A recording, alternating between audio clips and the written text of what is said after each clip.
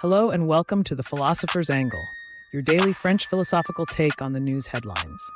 This is an AI-generated podcast based directly on the writings of the philosophers discussed, but like all AI, it can make mistakes.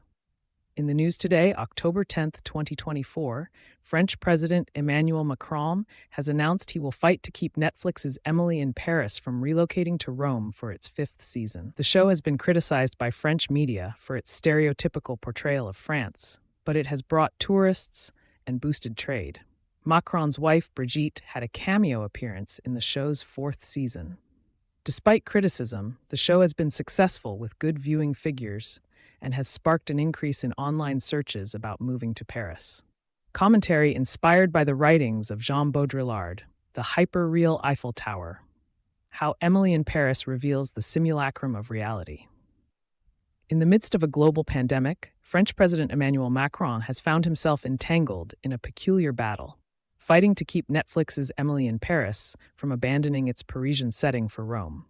On the surface, this news story appears to be a trivial matter of cultural politics, but scratch beneath the veneer and you'll find a fascinating exemplar of Jean Baudrillard's concept of hyperreality.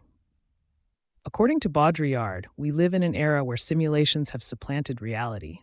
As he incisively observed in Simulacres at Simulation, the simulation is no longer that of a territory, an referential being, or a substance. It is a generation by models of a real without origin or reality, a hyperreal. In the context of Emily in Paris, this means that the show's portrayal of Paris is not merely a representation of the city, but has become the very essence of our understanding of it. The procession of simulacra, the process by which simulations replace reality, has indeed marked the end of symbolization. We no longer have direct access to the real Paris. Instead, we experience it through the filter of Netflix's stylized and sanitized depiction.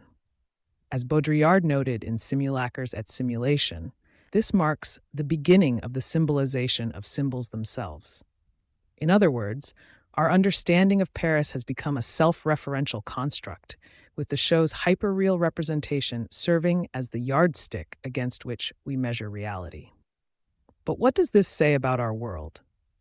Baudrillard's work in the Gulf War did not take place, revealed his concern that we live in a world where there is more and more information and less meaning.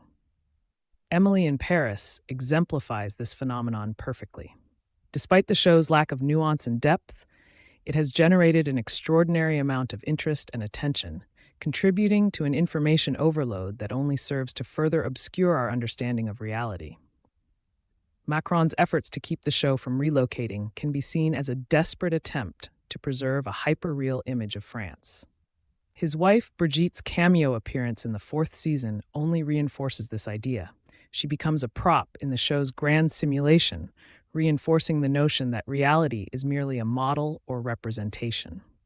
As we navigate the complexities of this news story, it becomes increasingly clear that Baudrillard's ideas are more relevant than ever. Reality itself has become indistinguishable from its simulations. Emily in Paris serves as a potent example of how our experiences are shaped by representations rather than actual events or places. In conclusion, the battle to keep Emily in Paris reveals the hyperreal nature of our understanding of reality. The show's simulated portrayal of the city has supplanted our direct experience of it, and we're left with a world where information reigns supreme, but meaning is increasingly scarce. As Baudrillard so trenchantly observed, we've lost touch with the real thing, in this case, the authentic Paris, and are instead enthralled by its hyperreal representation, a telling sign of a profound disconnection from reality itself. Thank you for listening to today's episode of The Philosopher's Angle. Be sure to come back tomorrow for another reflective take on the day's news.